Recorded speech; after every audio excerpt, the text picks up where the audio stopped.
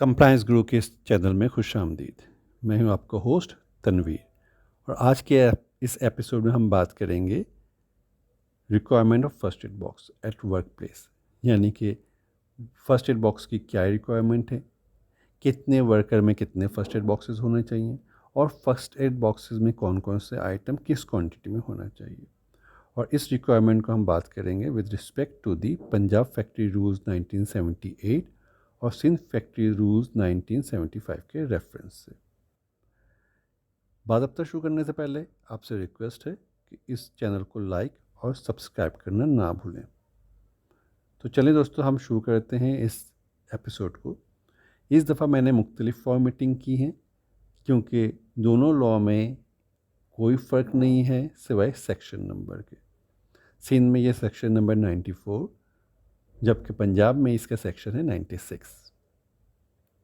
मैंने तीनों कैटेगरी यानी कि इस लॉ में 3 कैटेगरी में फैक्ट्री को डिवाइड किया गया है।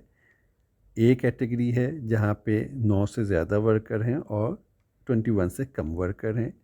बी फैक्ट्री में 20 से ज़्यादा हैं और 51 से कम है। सी फैक्ट्री में 50 से ज़्यादा वाले वर्कर को रखा गया है और तीनों फैक्ट्री के लिहाज से number of items first aid की और क्वांटिटी को मुख्तलिफ बताया गया है। इसी वजह से मैंने तीनों कैटेगरी को हमने अलग अलग करके एक ही दफ़ा गो थ्रू करेंगे और सिर्फ नंबर ऑफ़ क्वांटिटी को या क्वांटिटी और आइटम को हम यहाँ पे डिस्कस करेंगे। तो क्या कहता है number 1, printed instruction in English and in language commonly in use in district where the factory is situated for treatment of different type of injuries as per appendix 2। यानी अपेंडिक्स 2 तीनों category of factory A B C में आपने लाजमी लगाना first aid boxes के साथ, जो कि आगे चलकर हम बताएंगे। अभी हम बात करें अपेंडिक्स 1 पे। मैं अपेंडिक्स 2 को मैं नहीं पढ़ूंगा क्योंकि अगर मैं उसको पढ़ने जाऊं तो ये एपिसोड तकरीबन 20 से 25 मिनट का हो जाएगा। तो हम सिर्फ अपेंडिक्स 1 को पढ़ेंगे जहाँ पे नंबर ऑफ़ आइटम्स और क्वांटिटी को बताया गया है। तो इसमें कोई फ़र्क नहीं तीनों कैटेगरी ऑफ फैक्ट्री में। ए कैटेगरी फैक्ट्री जहाँ पे 9 से 21 के दरमियान वर्कर हैं। 2 क्या कहता है, sufficient number of not less than a small standardize dressing for fingers. जहाँ पे बी कैटेगरी की फैक्ट्री जहाँ पे 20 से ज़्यादा और 50 से कम है वहाँ पे 6 होने चाहिए। लेस देन अ डज़न होना चाहिए, not less than a dozen यानी कि 12 से कम नहीं होने चाहिए। और जहाँ पे 50 से ज़्यादा वर्कर है वहाँ पे 2 दर्जन ये बैंडेजेस होने चाहिए। 3 क्या कहता है, sufficient number of not less than 3 of medium size sterilize dressing for hands and feet. B category factory के लिए क्या बताया गया है, 6 होने चाहिए। और सी कैटेगरी की फैक्ट्री के लिए जहाँ पे 50 से ज़्यादा वर्कर्स हैं वहाँ पे 1 डज़न से कम नहीं होना चाहिए। 4 नंबर क्या कहता है भाई, a sufficient number not less than 6 of small sterilise dressing for other part of the body. जबकि वो फैक्ट्री बी फैक्ट्री जहाँ पे मोर देन 20 और लेस देन 50 है वहाँ पे 6 होने चाहिए और लार्ज साइज़ पे होना चाहिए। और जहाँ पे 50 से ज़्यादा वर्कर है वहाँ पे कितने होने चाहिए भाई, number of sterilise dressing 1 dozen होना चाहिए और लार्ज होना चाहिए।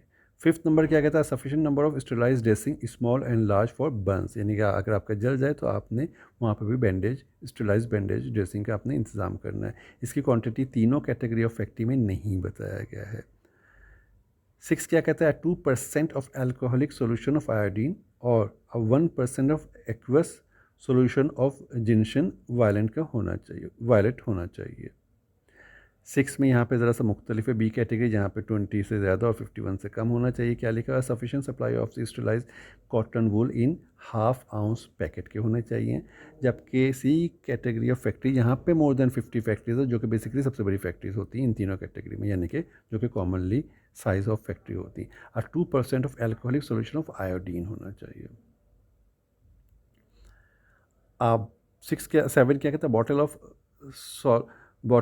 salt volatile having the dose and mode of administration indicated on the label।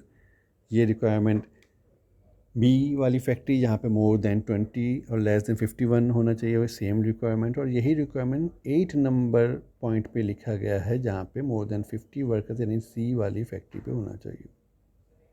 जबकि सी वाली फैक्ट्री में 7वां नंबर क्या है, sufficient supply of sterilised cotton wool in ½ ounce packet होना चाहिए। 8 नंबर क्या कहता है भाई, आई ड्रॉप्स होने चाहिए। सेम रिक्वायरमेंट 9 में मौजूद है दोनों जगहों पे, यानी बी फैक्ट्री और सी फैक्ट्री, जहाँ पे मोर देन 20 या लेस देन 51 और जहाँ पे 50 एंड अबव होना चाहिए। तो ए कैटेगरी फैक्ट्री जहाँ पे बिटवीन 9 to 21 वर्कर्स होने चाहिए, यही 8 रिक्वायरमेंट है। जहाँ पे 20 to 51 और 50 से अबव वाली फैक्ट्री, वहाँ पे 5 रिक्वायरमेंट एडिशनल दिए गए, वो क्या हम देख लेते हैं। 10th नंबर है a supply of suitable splints and cotton wool और अदर मटेरियल फॉर पैडिंग, ये होना चाहिए दोनों जगहों पे। 11 नंबर है सप्लाई ऑफ एडेसिव प्लास्टर, दोनों फर्स्ट एड बॉक्स में होना चाहिए। टॉर्निकेट्स होना चाहिए दोनों फर्स्ट एड बॉक्सेस में, यानी कि जहाँ पे वर्कर 50 से कम और 20 से ज़्यादा और जहाँ पे 50 से ज़्यादा दोनों पे होना चाहिए। 14 नंबर का 3 ट्रायंगुलर बैंडेजेस, जबकि यही रिक्वायरमेंट वहाँ पे हाफ डजन है, 6 की रिक्वायरमेंट है। और 15 नंबर जो सेफ्टी पिन्स की रिक्वायरमेंट है। अब जहाँ वो फैक्ट्रीज बी और सी जहाँ पे मोर देन 20 और 51 है, वहाँ पे 2 नोट्स दिए गए हैं। वो क्या क्या, नोट नंबर 1 क्या है, item 10 to 15 needs not to be included in the first aid box or cupboard where there is a properly equipped ambulance room or where at least one box containing such items and placed and maintained in accordance with the requirement is separately provided। अगर आप ये item 10 से 15 तक आप first aid boxes में नहीं रखना चाहते तो ना रखें, बशर्ते कि आपके पास एक फर्स्ट एड रूम होना चाहिए, एम्बुलेंस रूम होना चाहिए। वहाँ पे आप एक सेंट्रलाइज ये आइटम्स के बॉक्स बना लें, या कोई एक बॉक्स बना लें जो सेंट्रलाइज हो, जहाँ पे इन आइटम्स को रख सकते हैं। ये भी लॉ की रिक्वायरमेंट को फुलफिल कर देंगे। नोट 2 क्या कहता है भाई, ईच फर्स्ट एड बॉक्स और cupboard shall B distinctively marked with the word first aid. अच्छा, अब अपेंडिक्स 1 का डी क्या कहता है, for factories in which owing to the nature of the manufacturing process additional materials or appliances are necessary for the treatment of injuries, such additional materials or appliances including a stretcher shall be maintained as the inspector may by written order required। यानी आपको stretcher वगैरह और दूसरे items की भी requirement हो सकती हैं, बशर्ते के लेबर इंस्पेक्टर आपको लिख कर ये चीज़ों की रिक्वायरमेंट दे। नहीं देता है तो आपकी रिक्वायरमेंट इन्हीं मैक्सिमम 15 चीज़ों पे मोहित होती है। ये क्या कहता है, all material for dressing contain in the first aid box और cupboard shall be those designated in and of a grade of quality not lower than the standard prescribed by the British Pharmaceutical Code 1923।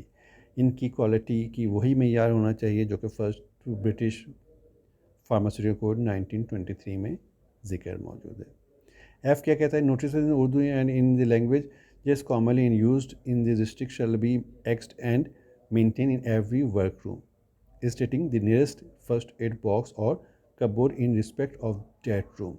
Also warning workers of the dangers of neglecting even small injuries and urging them to obtain proper treatment। देख लें, ये भी local law की requirement है, यानी कि हर department हर room में ये आपने इंडिकेट देना है, वहाँ पे लिख के लगाना है उर्दू में कि फ़र्स्ट एड बॉक्सेस कहाँ पे मौजूद है उस डिपार्टमेंट में। हम नॉर्मली इवैक्यूएशन प्लान में ये बता देते हैं कि फ़र्स्ट एड बॉक्स कहाँ पे मौजूद है, तो इस तरह की ये रिक्वायरमेंट हमारी फुलफ़िल वहाँ पे हो रही हैं। और आपने एक इंस्ट्रक्शन देना है वर्कर के लिए लिख कर कि छोटी सी इंजरी को भी आप इग्नोर ना करें और प्रॉपर ट्रीटमेंट लें। ये जनाब वो अपेंडिक्स 2 है जो एक वर्क इंस्ट्रक्शन है। इसको आप इंग्लिश और उर्दू और नेटिव लैंग्वेज में लेकर हर फर्स्ट एड बॉक्सेस के साथ आप इसको पेस्ट करेंगे जैसा कि सेक्शन 1 पे बताया गया था। उम्मीद है कि आपको आज का ये एपिसोड पसंद आया होगा। अपने फीडबैक और कमेंट्स से हमें ज़रूर आगाह कीजिएगा। बहुत शुक्रिया।